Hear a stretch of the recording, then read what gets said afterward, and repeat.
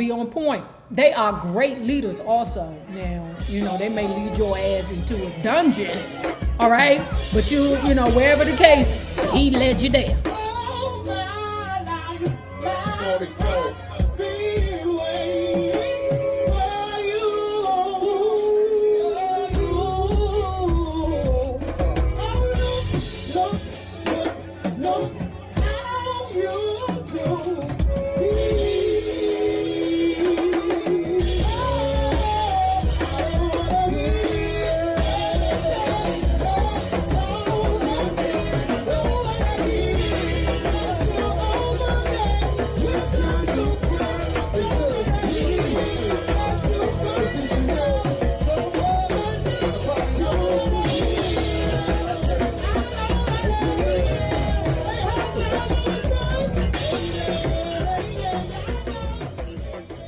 Well, hello there, love bugs. Hello there, Bellas. If you have not already done so, please remember to like, share to Facebook, and subscribe because it is so important to our success here on the YouTube.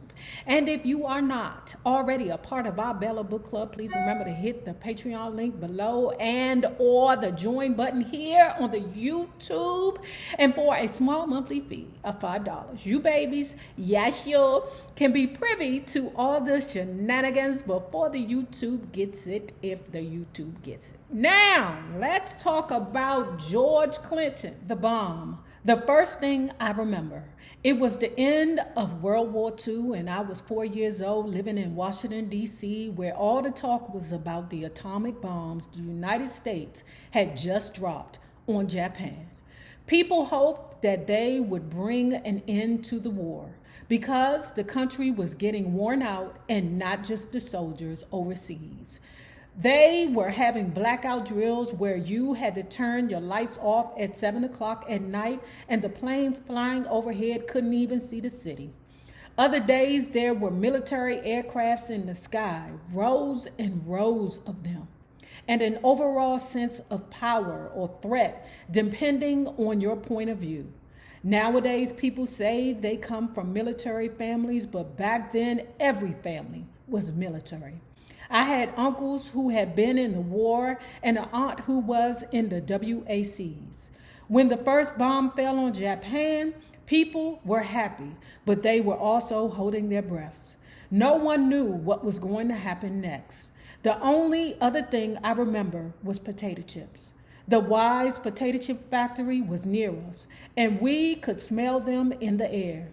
Atom bombs and potato chips. That puts us in the mind frame of 9/11. Some of us are still messed up. I still get nervous when I see a plane flying what I think is too low. Most of us who have experienced 9/11, we just have this PTSD that's inexplicable. The younger generation that did not experience 9/11 are never going to be able to understand what we go through. And it's not like we run to our young people to say, oh, 9/11 was, this particular thing, but it was a true factual experience that we endured. And that's how I resonate with George Clinton right now when he's discussing the atom bomb. I hadn't been born in D.C. I was a proud product of the state of North Carolina, coming into the world in Kannapolis on July 22nd, 1941. I said, oh, this ninja is a Leo. Oh, everything about him, Leos, I don't have no problem with you, but you Leo men, y'all are some dangerous mother hunchies, and you will see. I emerged into the world in an outhouse. George and Julius, that would be his parents, didn't live together for the most part, but for a little while, they lived near each other. Okay, that's telling me that his parents weren't never married. They probably just got together from time to time and bumped uglies, like an old booty call. George, I don't have no problem with you, but it sounds like a booty call, a regular booty call, okay? Mad respect for your mama. I don't have no disrespect for your daddy. I'm just telling you what the book says to me. Both of them were government employees. My father worked at the U.S. Mint disposing of money, and my mother cleaned up at the Pentagon. I told you in D.C., the thing is, government jobs, okay? Most of the black families got their employment from the government, but nowadays it's different. Now you can go on YouTube and make $1, depending on how popular you are on the channel and what color skin you are, okay? I said it, goddamn. Back then, it was a must. You can settle into a government job and sit there for a minute. Not no more. These young people now, like, I'm not dedicating my life to no damn government that don't like me. Answer no, So I would say the generation after me, they were probably the last of the people in regards to DC that believed that getting a government job is the way to go. Because everybody else, I go work for private concern and make more money. They were living in Chevy Chase, Virginia. Let me tell y'all something about the Chevy Chase, Virginia. Oh, that ain't for poor folks. That's for the rich white. Chevy Chase, Virginia was a small town about 75 miles from Richmond. Okay. There were 2 white kids named Richard and Robert, who used to take me and my brother, Bobby Ray, a year younger than me, fishing, okay? Now, for the most part, like many people who live in, small cities, racism was a huge standout to you or it wasn't. What he said was that the 2 white boys who took him and his brother fishing would say, listen, we like you guys, but you need to watch out for the dragon, the grand wizard dragon, okay? Because they will come around here and they will do some vicious things to you blacks. Just stay out the way. And that was beautiful to me that the young white boys were concerned enough for the young black boys to inform them of that, right? It was like, it ain't nothing we gonna be able to do to help you if that dragon, AKA KKK, came through. George Clinton said that what it reminded him of was the headless horseman. That's what it sounded like, with a sheet over his head. God damn it, that's what it was. The headless horseman with a sheet on his head. That's what it sounded like to me. Because didn't the headless horseman just come through randomly killing people? All right, guys. I never actually saw them coming through town, but it's a vivid enough memory anyway. Other than that, racism was only an abstract concept to the younger kids in town. There was one movie in town, and we all went to the movies. Black folks was upstairs, and the white folks was downstairs. Like my mom loved going to, what was that? Bob's Big Boy. Okay? Because that, Bob wasn't a, fan of the niggas. Okay? So what we used to do every Sunday is go up in Bob's Big Boy, take us a seat, and act like we ain't never been out before in our lives. My mother loved that. And I know that direct reasoning for this is because there was a time that blacks were not allowed to do such. Around 1950, I said goodbye to Virginia too. It was spring, I think. My father didn't show one day and not very much was said about it. Sometime later, a few weeks maybe, he reappeared, but something was different. He was driving a big black new Cowser automobile, for starters. And the second he stepped out of the car, he told us that we were leaving Virginia for New Jersey. So George Clinton say not only was he excited that his pappy is back, nigga, where you been? Where you been? He's excited over the fact that he is leaving this small town and going up north to New Jersey. Up New Jersey, there are more experiences, more opportunities. Not that he old enough to go get a job. When my family pulled into New Jersey that first day, it was like a different world from Virginia. In Chevy Chase, there had been only one movie house. In Jersey, there was one every 4 or 5 blocks, playing King, Solomon's Mines, or Harvey. There were buildings that blotted out the sky. There were more people than I had ever thought existed. Work brought my father to New Jersey, and work kept him there. He unloaded ships at the dock, and when he came home at night, he had a wagon piled high with potatoes, apples, and cabbage that he would sell. The strong work ethic of his was passed down to us, both by example and by constant lecture. All of us who made the move there, me, Bobby Ray, Tommy, and Shirley, we had 3 others, Brenda, Robbie, Marie, who moved there later, and Jimmy and Patsy were born in Jersey. We were working from pretty early on. Not only did we do our chores at home, but we made sure that we got jobs at local stores. So early on, we're seeing the work ethic of George Clinton. Okay, early on, we're saying that this ninja is about his money and he gonna get it. Okay, and he can maneuver with several different tasks. That's part of the reason why I believe that he was able to be the center of so much productivity in regards to, you know, P-Funk, Parliament, the brides of Funkzilla, or is it Funkackle? Them Leos be on point. They are great leaders also. Now, you know, they may lead your ass into a dungeon, all right? But you know, wherever the case, he led you there. If I got my sense of hard work from my father, I got my love of music from my mother. My father was a church-going man, and he liked singing gospel, but he worked all the time, so it never really had a chance to take hold. My mother, on the other hand, had the music bug and had it bad. She played records around the house all the time and sang along with them. She liked blues, but not only the pure blues, she liked jump blues and rhythm and blues too. Everything from B.B. King and Muddy Waters to Louis Jordan and Wynonie Harris. It was the same kind of music that I would hear later on in the 60s coming back to me through British bands like Cream. In East Orange, my mother lived right next door to the Reverend Mansell Warwick's grocery store. He had been a Pullman porter and then a cook, and he ended up as a promoter for gospel records. He was also Dionne Warwick's father. It's crazy to me. Anyway, let me move forward. When we went to visit my mother, the Warwick kids were always out playing in the neighborhood, and I got to know them all. Not just Dionne, but Sissy, Dee Dee, the whole family. I used to steal candy out of the Reverend store, and my friends and I played at the ballpark up the street.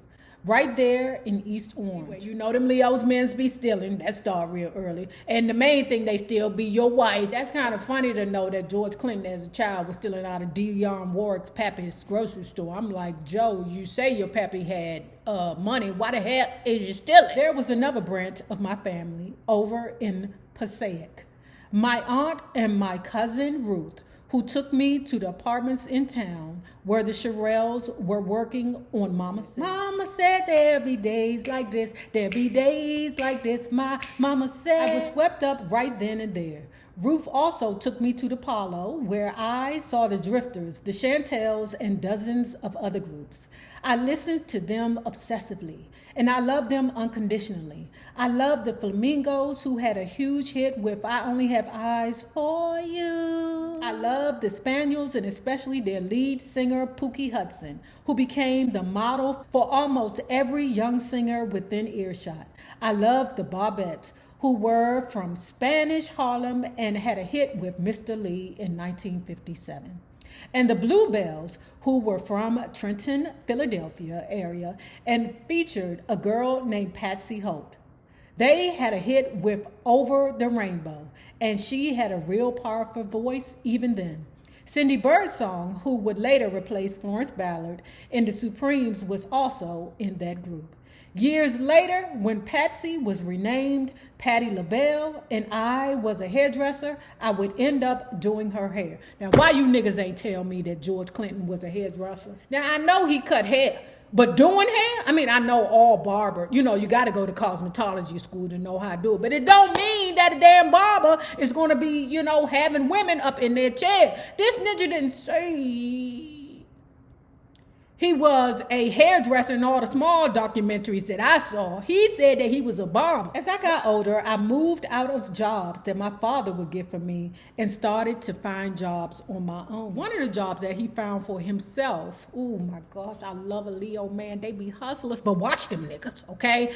But anyway, he worked at a record store. Where was it? On Clinton Avenue, because according to him, the whole city was named after him. Not really, but it just so happened that a person who had a lot of popularity and power in New Jersey was also named George Clinton. Okay, so it was strange. It was crazy because it was a lot of things that were named after Clinton. Essex records on Clinton Avenue, because we used to have these things called record stores. That's where you would go to buy music. You couldn't buy it on your phone.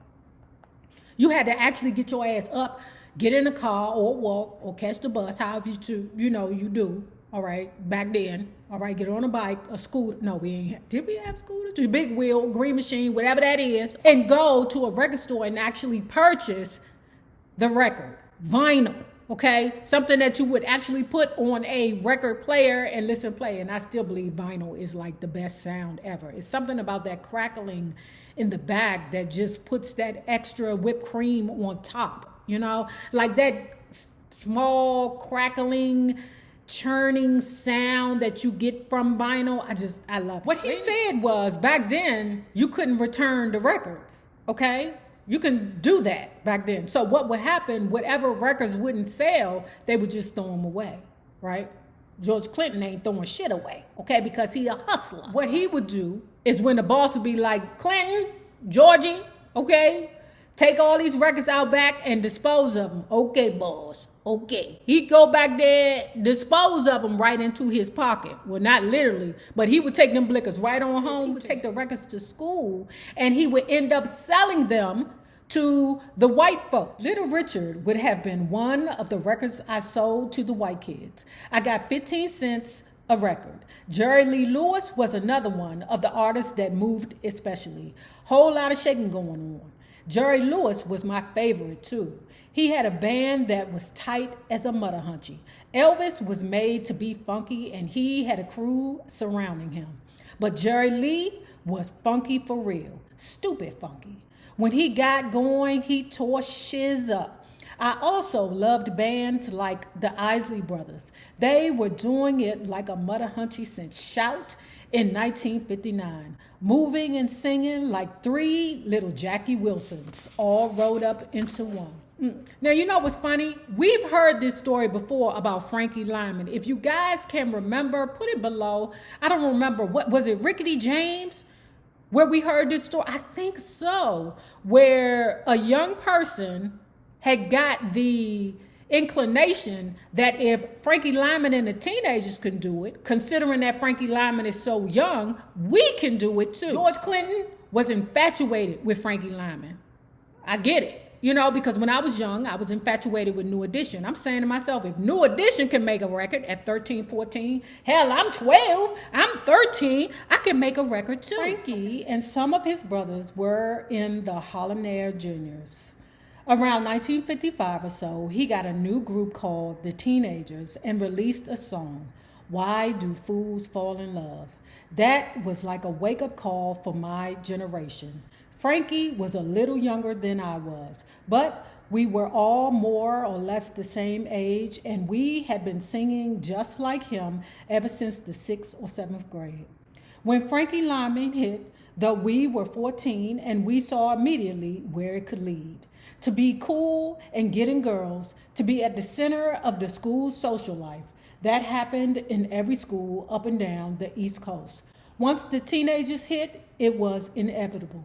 Everybody wanted to sing. Back home in DC, there are a lot of musicians, okay, that are self-taught. You hear me? Like Benta, the one who does our intro song. Benta's son self-taught himself percussions. So you better believe if something happened to the percussionist in her band, all she do is just bring her son in. Hey, baby. And he's like 12. George Clinton is saying that you had a ton of singers, but the musicians were rare. Remember when we were reading the Mary Wilson book?